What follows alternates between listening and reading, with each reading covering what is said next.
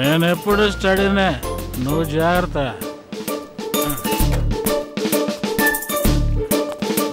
Sir వీళ్ళు ఉదయం నుంచి వెయిట్ చేస్తున్నారు.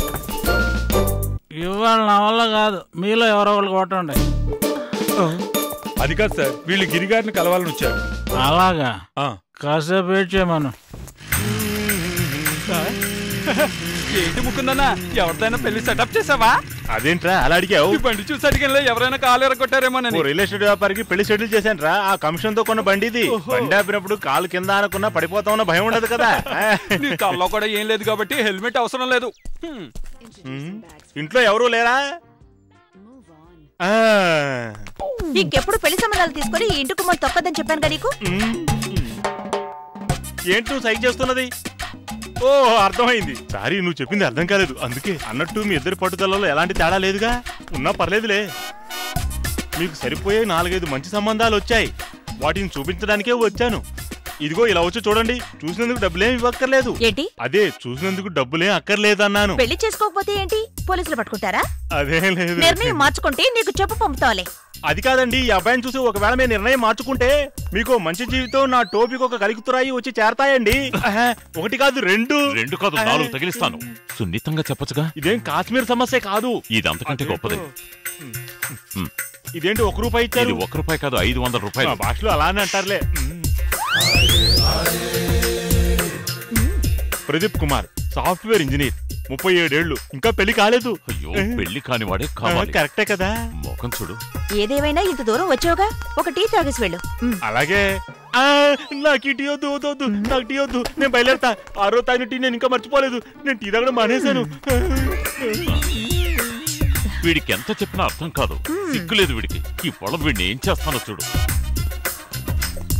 రే ఆగు, కొద్ది రోజులు ఇటువైపు రాకు. నువ్వేం చేస్తావో నాకు తెలీదు. ఆ మైకేల్ గాడికి ఎలాగైనా పెళ్లి జరిగేటట్టు చూడు. అప్పుడుగా ఈ గౌరి పెళ్లి ఒప్పుకోదు. అక్కడికి వెళ్తే చాలు, నా బుర్ర తినేస్తాడు. తిట్ట కూడా తిడతాడు. గిరి, నన్ను పంపించేయాలనుకుంటే ఈ నాటకాలేం వద్దు. నువ్వు నన్ను ఏమనుకున్నా సరే నా ప్రయత్నం నేను మానను. నా స్థానంలో నువ్వున్నా ఇలాగే చేస్తావు. గిరి ప్లీజ్, మైకేల్ చెడ్డవాడైతే నాకింకో మంచివాడేం వద్దు. మనం ఇక వదిలేద్దాం.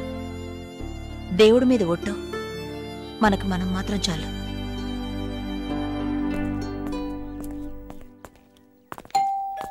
రండి. మీకు యాక్సిడెంట్ అయిన రోజున నేను లీవ్లో ఉన్నాను. మా ఊరు బందరు, వినే ఉంటారుగా. సముద్ర తీరం చాలా బాగుంటుంది. సార్, మీరు ప్రతి నెల ఊరికెళ్తుంటారా? ప్రతి నెల తెల్లాని చూడాలని ఆశగానే ఉంటుంది. కానీ నా భార్య లక్ష్మి ఒప్పుకోదు. ఒక పోలీస్ అయ్యుండి ఇలాంటి పని చేస్తున్నాడు ఏమిటా అని అనుకోకండి. ఒక బలహీనమైన క్షణంలో జరగకూడదు జరిగిపోయింది. ఏంటి బాలయ్య, యూనిఫామ్ లో వచ్చావు? నేను చాలా రోజులుగా మంచి ఫామ్ లో ఉన్నాను. అందుకే ఈ రోజైనా యూనిఫామ్ వేసుకుందామని. వీళ్ళు ప్రత్యేకంగా నిన్ను చూడటం కోసం వచ్చారు. కృతజ్ఞతలు, ప్రజెంటేషన్లు ఇంకేమైనా ఉంటే చూసుకోండి. చెప్పాలనుకున్నవి చెప్పండి, ఇవ్వాలనుకున్నవి ఇవ్వండి, తీసుకోవాలనుకున్నవి తీసుకోండి. మీకు ఎలా కృతజ్ఞతలు చెప్పాలో తెలియట్లేదు సార్. ఎవరాయుష్ ఎంతో దేవుడికే తెలుసు. కృతజ్ఞతలు ఆయనకే చెప్పండి. ప్రతిఫలం అంటారా? దాన్ని ఆశించి మేమే పని చెయ్యం. ఈ రోజుల్లో ఆపదలో ఉన్న వాళ్ళనే పట్టించుకోకుండా వెళ్ళిపోతున్నారు. కాపాడమే సమస్య అనుకుంటున్నారు. అలా అనుకుంటే ఎవరు ఎవరిని ఏ ఆపద నుంచి కాపాడలేరు. ఆపదలో ఉన్న మనిషిని కాపాడడంలో ఉన్న ఆనందం ఇంకెందులోనూ ఉండదు. నేను మిమ్మల్ని కోరేది ఒక్కటే, ఆపదలో ఉన్న మనిషిని చూసి మొహం తిప్పుకోకండి. నేను అప్పుడే చెప్పాను కదండి, ఇవి స్టేషన్లు ఇస్తే సరిపోతుందని. కనీసం ట్రాన్స్పోర్టేషన్ ఖర్చైనా తగ్గేది. పర్లేదులండి, జీపులో పెట్టండి.